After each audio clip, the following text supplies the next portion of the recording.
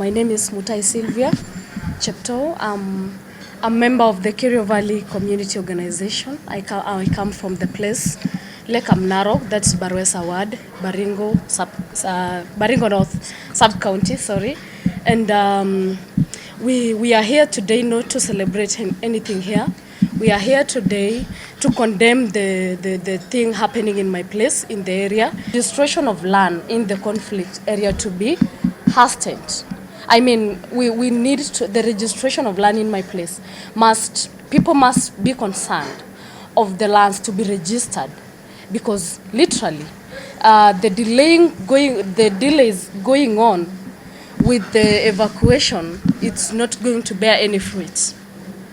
Another one is the county government of Baringo and Kenya Wildlife Service should respect the rights of the people to access all resources in the contested area as a permanent solution is being slaughtered.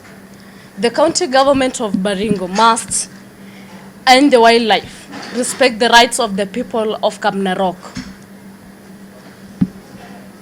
Another one is proper public participation and citizen engagement to be conducted as the Constitution and other international human rights protocols. Yeah, public participation. We haven't seen that actually. No one has seen public participation going on in the place. And we seek for public participation and citizens to be engaged as per the Constitution and other international human rights protocols. Our question today is, where is FPIC? Yeah, where is FPIC?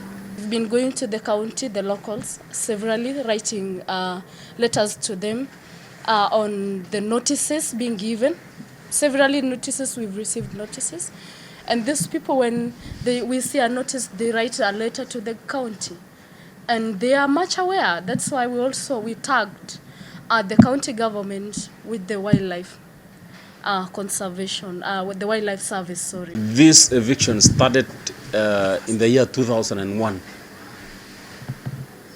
And then also, the current one just started the 1st of this May. And whether we have had audience with our leaders, this is something which is in public domain. They know it very well. We have all supporting documents here. But every time they are playing politics with it, because it's a very sensitive issue.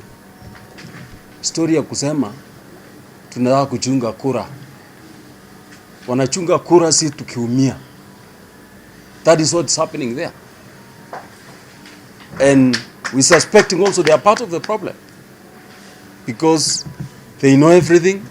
They come and cheat us in the morning, in the evening when they call, eviction starts. So they know everything. A number of people who are aggrieved because of the cassette men, according to KVCO and the Kamnorok farmers, there are 15,700 households. And the house aids, which we conducted, registering them in the year 2005, were 2,400. So including the children, those who have had identity cards, they are 15,700. What becomes a problem is that any time we face the county government of Baringo and KWS, they issue statements that they don't honor the tenure rights of the people who have been existing in that place. From 1920, our grandfathers lived in that place. Untouching of houses should be stopped forthwith, because it is raining at the moment. There's a lot of floods and all this, and people are living terribly in that part of the world. We also demand that those evicted already should be urgently be provided with food, shelter, and medical support, and their dignity be respected. In fact, we have lost one person in the process, a very old lady who could not survive on this process. We also demand that all economic activities in the affected area should not be disrupted, including sun harvesting for our youth who are actually making a living from that. Those who are doing crop farming, livestock farming, beekeeping and all this, because that is their livelihood and there is no other way they can survive. And we also demand that threats of arrest should be stopped by Kenya Wildlife Service. There are some people who have been threatened by these people that they should be arrested. In fact, some of them are here. We also need that be stopped because these are members of our community. Eviction has actually been an issue to the issue of Kamnara for quite some time. But the current one is more rigorous in the sense that it's happening full blown because it started with Kanosa application on 1st of May. It went to Kuikui. In fact, we have one of the people who has been affected by the issue on 2nd of May. And in fact, even to yesterday, it is ongoing as we speak. We don't know which sublocation they have gone today because we have 7 sublocations across the conservation area. And as to whether our leaders are informed of this is an issue which is full blown. It is in the social media. They are aware. They come. In fact, both the MCA comes from that area. He knows what's going on.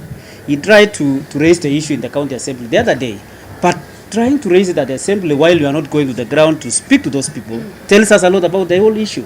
The MP wrote something on this page about the whole issue that it should stop. But immediately even he wrote that the eviction is still going on, even to yesterday. In fact, this is an eviction which is well planned because, number one, when they get to have your crops farm with maize, they make sure the fence is distracted so that animals can go inside and graze on the maize, on the millet and all that. When they get your house, they pan the house. They can even make sure that it is down, all that house. And they also make sure that you are not part of that area in any way. Good morning, ladies and gentlemen. My name is Osman, and I belong to Community Land Action Now Network. And we are here today at the invitation of Kerio Valley Community Organization, which is a part of our clan membership. Humanity, apart from that, whenever something is being done, it has to be done humanely. The gazettements of these community lands, these indigenous communities' land, when it was being gazetted, they were public or not consulted. They were not involved in the decision making of that gazettement.